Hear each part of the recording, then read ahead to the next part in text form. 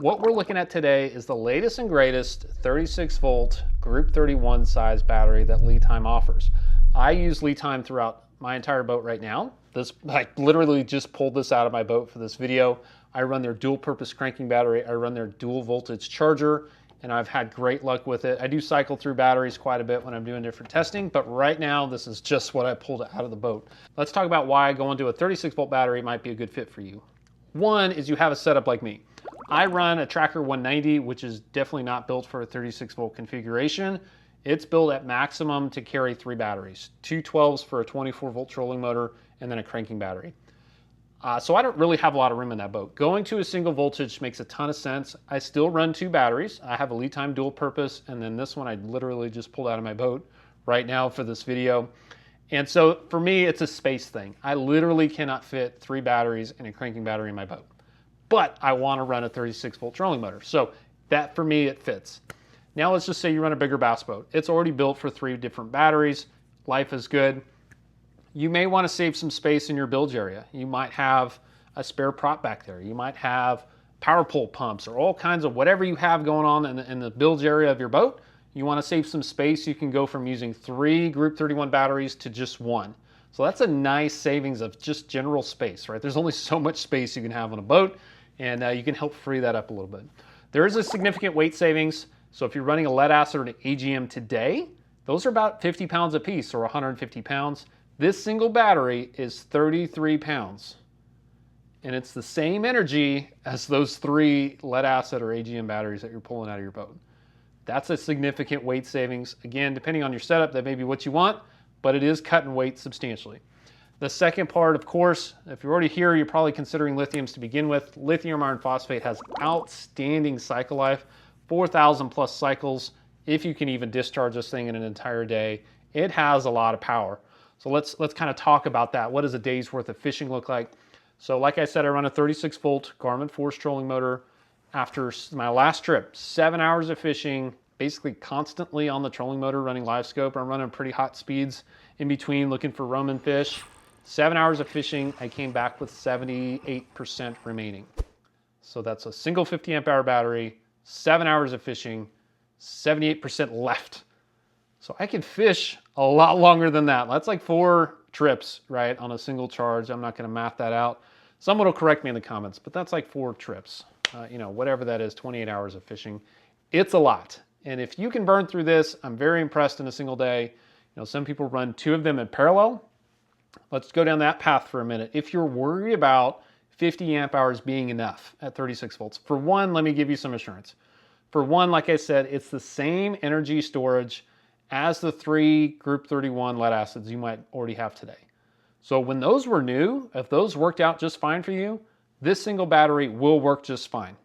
You're not just going to dramatically increase your consumption rate overnight, okay? If you are worried about that, what I always recommend, and this is the simplest thing to do, buy one, go use it, and if you need another one, put it in parallel.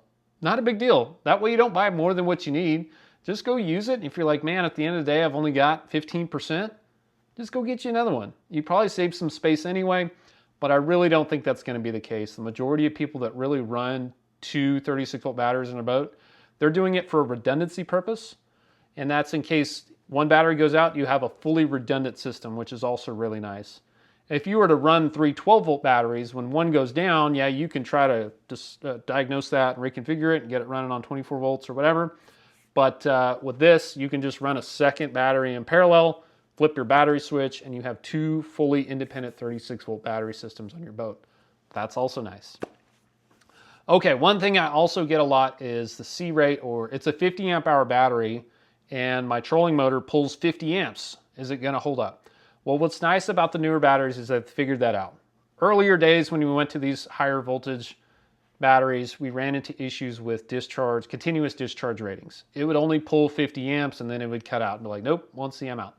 The way this BMS is set up is it says, even on their website, you can look it up, it will take 60 amps of output for 30 minutes.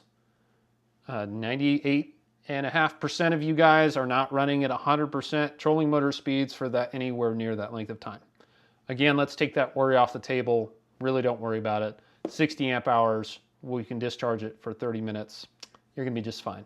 I did talk about the app. This is a smart battery. There's a non-smart, I don't know what you call that, a non-Bluetooth and a Bluetooth one. Please get a Bluetooth on your boat for all of your batteries. There's absolutely no reason to not run it. It helps tremendously just to see what's going on. You know, I walk by my boat the night before I go fishing. I pull up the app, like, I've got 80%. I'm good. I don't need to charge it. And just knowing where things are at is really, really helpful. And you can't just use, you know, the built-in volt gauge in your trolling motor to really give you that feedback, because it's probably set up for lead acid voltage or whatever it might be. So please, please, please go ahead and get the app and the Bluetooth and get you set up. It's nice. Right now on my boat, I have this one in my app. I have my dual purpose in my app. I pull it up.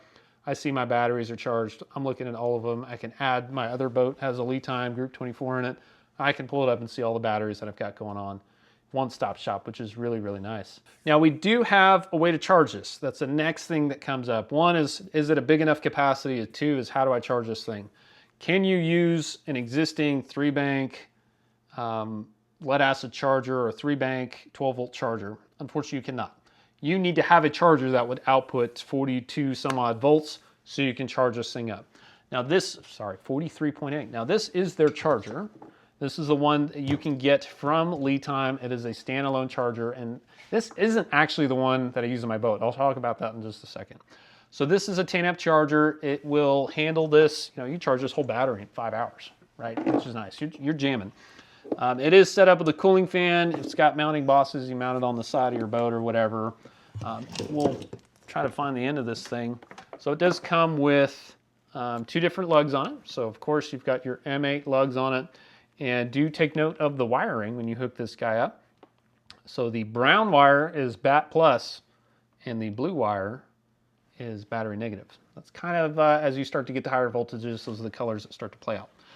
What is also nice is this does have a pretty handy quick connect. I'm not sure which style connector this is, if I can untangle my stuff here, but it's really handy. So it's a quick connect. So if you do, for some reason, need to charge it away from the battery, you click it in there and it's good to go, locks in. Just a regular 110 volt outlet will get you up and running with the charger. That's coming from LiTime. Now I did promise you I'd talk about which charger I'm using. I am using another LiTime charger, and it is their 2-bank.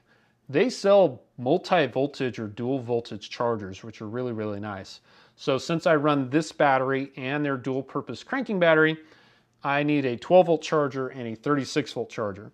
This one charger, how many times can I say charger, will do both voltages. So you plug in the one outlet in your boat, one goes to this battery, one goes to my cranking battery. That's it. No other thing on the boat. I don't have a 12-volt charger and then a separate 36-volt charger. One charger, and we are good to go. Hopefully I helped answer your questions there. Of course, we did do some bench testing with it, and the results that we got back were this battery pulled in at just, I think it was 55.5 amp hours out of this battery on the bench test.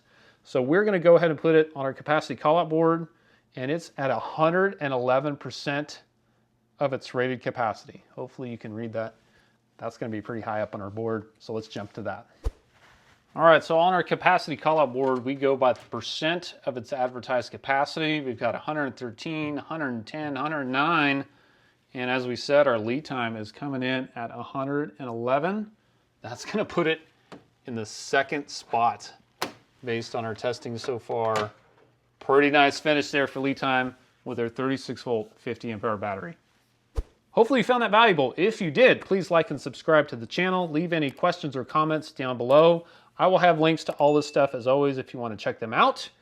GMFS is our 10% code for LiTime stuff. We've got a couple other ones out there, but that should get you up and running. Again, we'll have that in the video description, and we'll see you on the next one.